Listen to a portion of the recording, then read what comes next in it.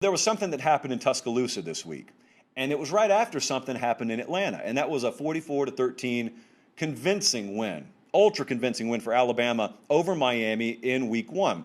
And many of us would have been happy. Many of us would have been over the moon thrilled with a 44-13 win. But see, therein lies the catch-22. We would have been thrilled for the same reasons that we'll never be in position to blow out a top 20 team by a score of 44-13, even though we've replaced our entire offense. And that is, most people are goal-oriented or result-oriented over process-oriented. Nick Saban knows it. He abhors it. One of his best quotes ever is, the average person and the elite mentality, they don't get together. They don't. It's like oil and water.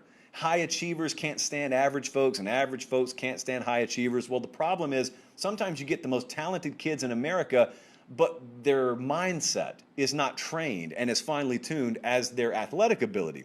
And so you got to rewire him. And he's the best in the world at it. I think sometimes his talent is wasted just on being a football coach. He's that good at it. So this week, I'm going to play you some sound. We'll come back on the other side. This week, it may have been yesterday or either 2 days ago, Nick Saban has his weekly press conference. And they're playing Mercer this Saturday. They are going to be somewhere between a 55 and 60-point favorite. So hashtag prayers for Mercer. You know what? There is a kid on Mercer's roster that's going to have to go up against Will Anderson Saturday. Will Anderson could pick up and displace Mercer football players wherever he wants to on a football field. So the outcome is not in doubt. But Nick Saban's not worried about Saturday. He's worried about precedent and habits for the rest of his season. So he has not been overly thrilled with his team's reaction to their victory over Miami. So we're going to play the sound from the press conference earlier this week, and then I'll react to it. Listen to this. We got the scoreboard affects us, who we're playing affects us, the heat affects us, the media and what you guys write every day affects us. So, to me, we got to prove that we can play and maintain intensity for 60 minutes in a game, execute, do our job, play hard, finish games, finish plays, do things the way we're supposed to do it. All right, what do we think about this? A lot of people had a lot to say about it. So what do we think about this? Some people think that's an act. It's not. Some people think that is just planned and it's kind of scripted and Nick Saban's trying to get someone's attention, so he's just going to pretend like he cares about Mercer game week. It's not an act. I don't know if you guys have realized this yet. You don't keep up a facade of inauthenticity and achieve at the highest level for a decade and a half if everything's faked. It's not faked. It's real. He really does think like that. So I'm going to tell you a story in just a second about the first time I ever was exposed to that kind of thinking. Life-changing, totally life-changing. But we talk a lot about motivation, and football players and coaches talk a lot about motivation.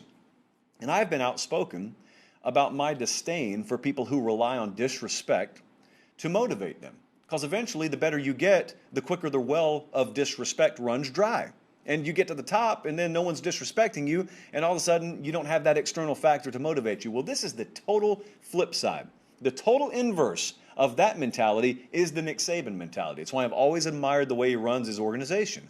They play same every week. They play to an equal standard every week. And that's because however he does it, he actually gets 18 and 19-year-old kids to not think in result-oriented fashion.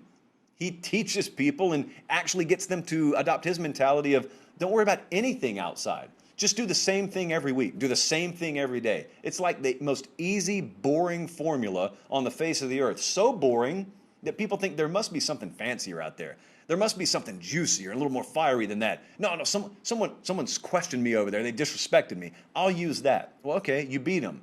Then there's no more disrespect. What are you going to use next week? Where's the fuel?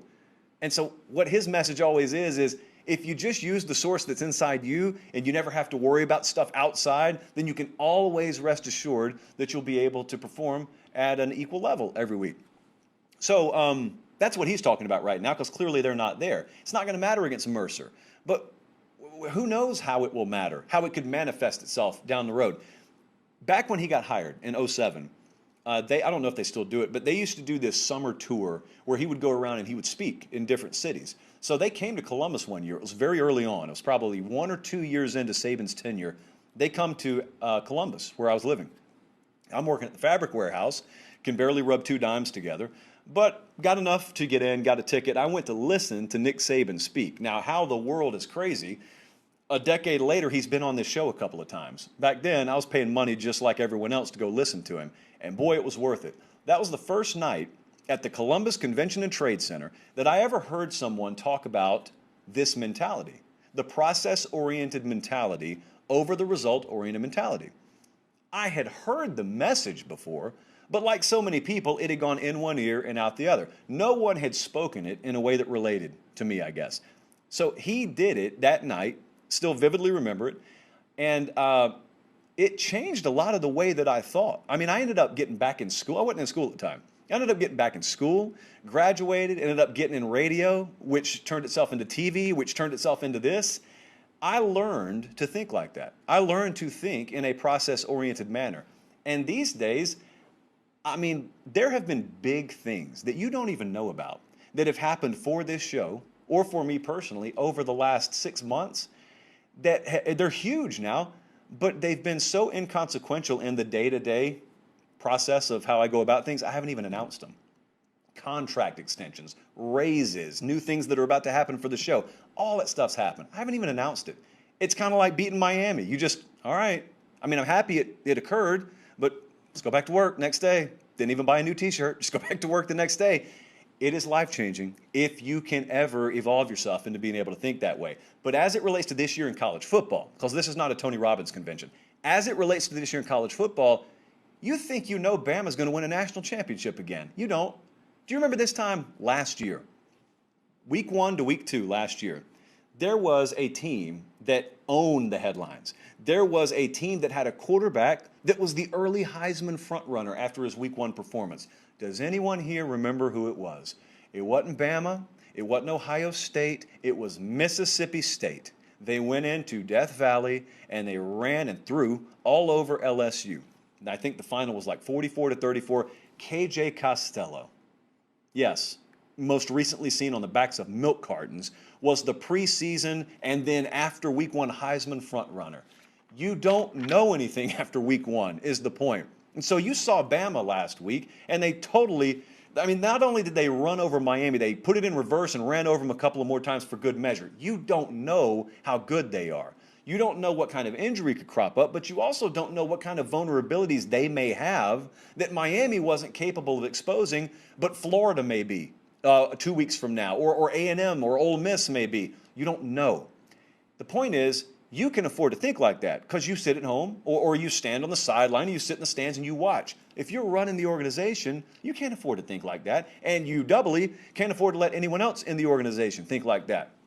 You can't watch the product and admire it, but then look at the way the leader produces the product and second guess him. Like, what's his deal? It's just Mercer. It's not just Mercer. It's a process independent of who you're playing Saturday. The opponent doesn't matter. It just is the same way in your life. It doesn't matter, if you're a public speaker speaking to 10 people or 10,000 people, you do it the same way. If you're about excellence, you just do it the same way. That's how you produce excellence eventually. So it's going to be really fun to watch this because I'm sure there are some people on that roster right now that get it already, and there are some people who don't get it. And normally you got to find out the hard way. What he's trying to do is circumvent that. What he's trying to do is avoid having to learn it the hard way. But that's why when you see them lose, when you see Alabama lose, sometimes it's not the worst thing in the world. Saban knows they can afford a little bit of slack and still make a playoff, but he knows also when they lose, it's some of the best ammunition he'll ever have to get people's attention. And I'm not predicting them to lose a game, but I'm just saying if you've ever watched the way he goes about things, when Bama loses, everyone else freaks out, and he'll just take his headset off, walk to the locker room, on to the next week. It's just a different mentality. And it's so simple. It's the brilliance is in the simplicity. The brilliance of not focusing on the mountaintop, just focusing on the next step in the climb. That stuff sounds so boring, though. People think it's so much more complicated than that. Last time we interviewed him, we were speaking before we actually went on air. And I was talking to him about that. And he'll tell you there's nothing about what we do in and of itself that is rocket science. There is not one individual thing. I mean, yeah, I mean, if you listen to their defensive calls and you've never put on a headset, that stuff will make your head swim. But philosophically, there's nothing we do that is reinventing the wheel. It's just that you do every single thing at an absurdly high level. And you've got a guy who is in charge and running things there that is able to operate at that capacity every single day and have his hand in every facet of the organization. And that's rare. But theoretically, it's possible for everyone to do. It's possible for every program of a certain stature to do. If you have the resources, it's technically possible. But yet you're watching the best of all time, and that's why no one's matching it.